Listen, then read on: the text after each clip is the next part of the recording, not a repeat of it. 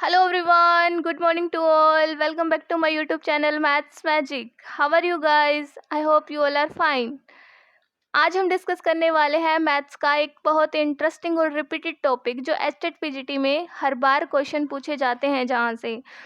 तो सबसे पहले मैं बताती हूँ कि आज का हमारा जो टॉपिक है वो है कॉनिक सेक्शन से। कॉनिक सेक्शन आज हम डिस्कस करने वाले हैं कॉनिक सेक्शन।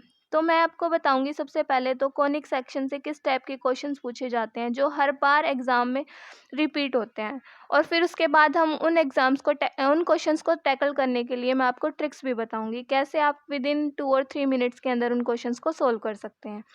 तो जो सबसे मोस्ट रिपीटेड क्वेश्चन है वो है हमारे सामने फर्स्ट क्वेश्चन, जैसे मैं बता रही हूँ आपको, वो है कि एरिया पूछा जाता है किस किस के बीच।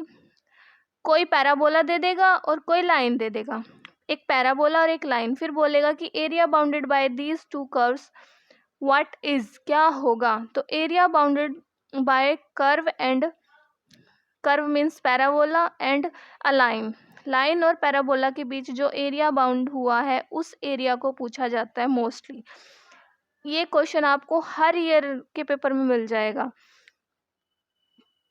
तो देखिए इस टाइप के क्वेश्चंस को आप किस टाइप से कैसे सोल्व कर सकते हैं वो मैं आपको आज बताने वाली हूँ। उसके लिए हम बहुत ही इंटरेस्टिंग ट्रिक डिस्कस करने वाले हैं। तो देखिए अगर आप मेरे चैनल पे नए हैं तो प्लीज़ चैनल को सब्सक्राइब कर दीजिए और वीडियो में लास्ट तक बने रहिए। अब हमें पता है कि पैराबोला हम कैसे कैसे ड्राइव कर सकते हैं। देखिए अपवर्ड, डाउनवर्ड और लेफ्ट हैंडेड और राइट हैंडेड, 4 टाइप्स के पैराबोलाज होते हैं हमारे पास।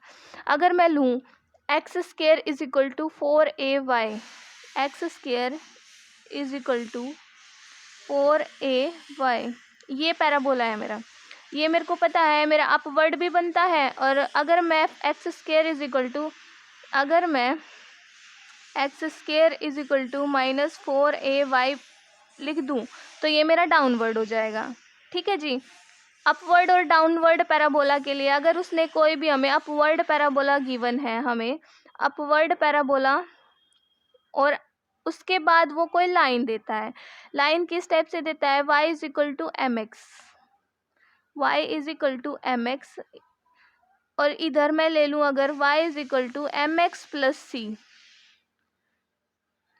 ये लाइन तो मेरी क्या है, पासिंग थ्रू द ओरिजिन है because here c is equal to 0, और ये लाइन मेरी क्या है, not passing through the origin, origin से पास नहीं होगी बिकॉज यहाँ c इज नॉन जीरो। ये बात अब सबको क्लियर है। अगर बेसिक्स आपके क्लियर हैं तो आप इस ट्रिक को इजीली यूज़ कर सकते हैं, और क्वेश्चन के अकॉर्डिंग कि कैसे क्वेश्चन में हमें इस ट्रिक को यूज़ करना है वो आपको इजीली समझ आ जाएगा।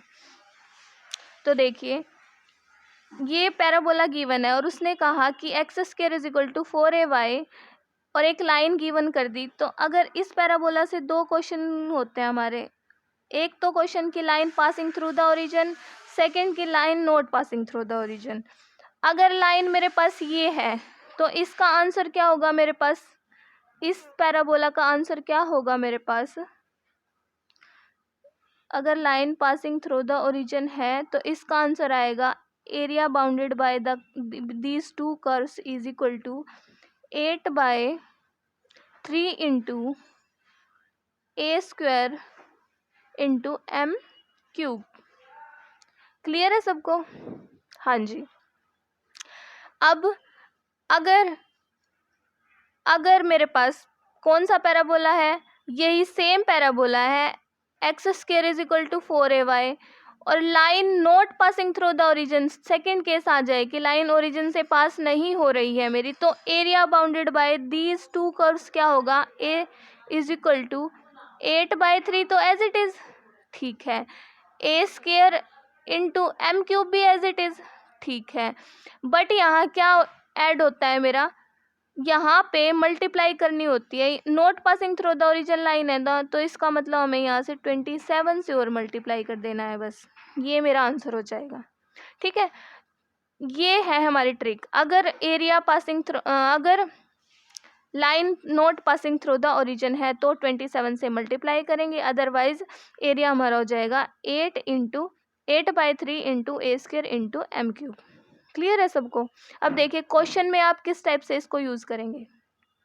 देखिए ये है मेरा एक क्वेश्चन कि एरिया बाउंडेड बाय, एरिया बताना है bounded by x square is equal to 4y and line है मेरी x इज इक्वल टू 4y माइनस 2। ठीक है, पैराबोला है x square is equal to 4ay type का। यहाँ पे अगर कंपेयर करते हैं इसको, x square is equal to 4ay, तो यहाँ से a कितना आ गया मेरा, a मेरा यहाँ से कितना आया 1। a की वैल्यू पता चल गई क्योंकि हमें आंसर में एरिया बाउंडेड पूछा है ना, तो एरिया के लिए a और m की नीड होती है। ठीक है, और m जो है, और m यहाँ से निकालूंगी लाइन की इक्वेशन में, m मेरा क्या होता है स्लोप होता है। तो देखिए यहाँ से अगर मैं निकालूँ y इज इक्वल टू होता है ना, तो y को अलग करो और x को इधर ले आओ, इज इक्वल टू 4y, और अगर y निकालूंगी तो x by 4 plus 2/4 is equal to y। m यहाँ से क्या आ जाएगा, m x, m के इंटू में जो होता है वो होता है, तो m मेरा कितना हो गया यहाँ से 1/4, ये मेरा m हो जाएगा। ठीक है, m भी मेरे पास है, m तो मेरा आया 1/4,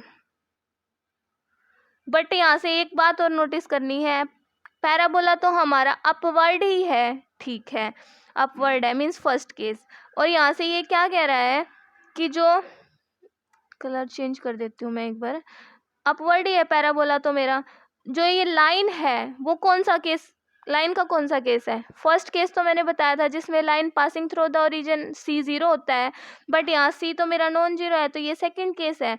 तो इसमें क्वेश्चन में मैंने बताया था, इस क्वेश्चन में क्या करेंगे आप, एरिया बाउंडेड बाय में 27 से मल्टीप्लाई करेंगे। ठीक है, जो फॉर्मूला था उसको 27 से मल्टीप्लाई करेंगे। तो देखिए कैसे, m तो है मेरे पास 1/4, a मेरा कितना है 1। ठीक है, इन दोनों चीज़ों की नीड होती है, बस रब कर दीजिए इसको, जो एक्स्ट्रा है क्लियर कर देते हैं। ट्रिक क्या थी, बताया था ना मैंने कि एरिया, जब बाउंडेड एरिया फाइंड करना हो किसी पैराबोला जो अपवर्ड है और लाइन जो not passing through the origin है, तो उसका फॉर्मूला होता है एरिया इज इक्वल टू किसके equal 8/3 into a square into m cube होता है, इंटू 27 से भी मल्टीप्लाई करते हैं इसको, ये होता है मेरा फॉर्मूला। डायरेक्ट पुट कर दीजिए फटाफट, a की वैल्यू भी है हमारे पास, m की वैल्यू भी है, तो 8/3 इंटू 27, a की वैल्यू है 1, तो 1 का square 1 into m cube means 1/64, m cube, m कितना है 1/4। ठीक है जी, 8 8 जा 64, ओके, उसके बाद 3 9 जा 27, यहाँ से आ गया मेरा 9/8। कितना इजी था, इसी ट्रिक से आप एग्ज़ाम में फटाफट क्वेश्चन सोल्व कर सकते हैं। अगर आपको याद है कि मैंने ट्रिक किस वे में और किस टाइप से यूज़ करनी है, तो आप फटाफट सोल्व कर सकते हैं क्वेश्चन को। ठीक है, ये क्वेश्चन आपसे मोस्टली पूछा जाता है। अब मैं बताती हूँ, मैंने आपको ये तो बता दिया कि अगर पैराबोला आपका अपवर्ड है या डाउनवर्ड है। अगर डाउनवर्ड कब हो जाएगा, जब इसके आगे माइनस लग जाएगा। ठीक है, और अगर मैं बताऊँ आपको, अगर पैराबोला आपका लेफ्ट हैंडेड है, राइट हैंडेड है, किस वे में पूछा है, अगर पैराबोला आपका कौन सा है, कौन सा पैराबोला है, y square is equal to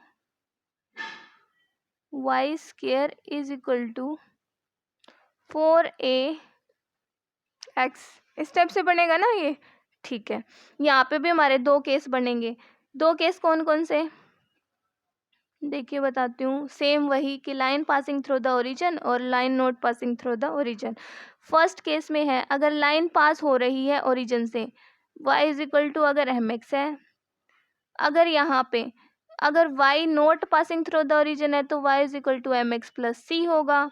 ठीक है जी, तो यहाँ पे क्या बनेगा, एरिया, यहाँ पे एरिया का फॉर्मूला फर्स्ट केस के लिए क्या बनेगा, 8/3 तो सेम रहेगा, into a square into m cube था ना, वहाँ पे जो मल्टीप्लाई में एम क्यूब था, तो यहाँ पे किस में हो जाएगा, डिवाइड में एम क्यूब। ठीक है, इतना ही चेंज है बस यहाँ पे।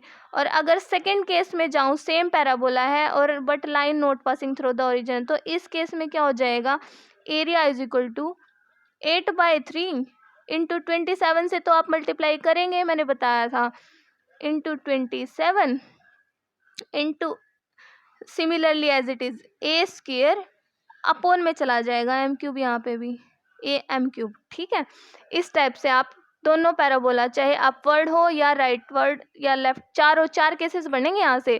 फर्स्ट केस में 2, जहाँ पे क्या था, x square is equal to 4ay upward parabola था, और अगर x square is equal to -4ax लगा दूँ तो वो डाउनवर्ड पैराबोला। वहाँ के लिए सेम 2 केस की, line passing through the origin और not passing through the origin.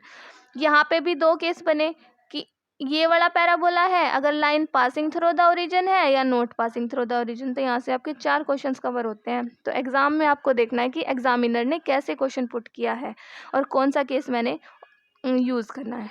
ठीक है जी, इस टाइप से आप क्वेश्चंस को सोल्व कर सकते हैं। अगर वीडियो पसंद आई हो तो प्लीज़ लाइक कीजिए, शेयर कीजिए और चैनल को सब्सक्राइब कीजिए। Thank you for watching.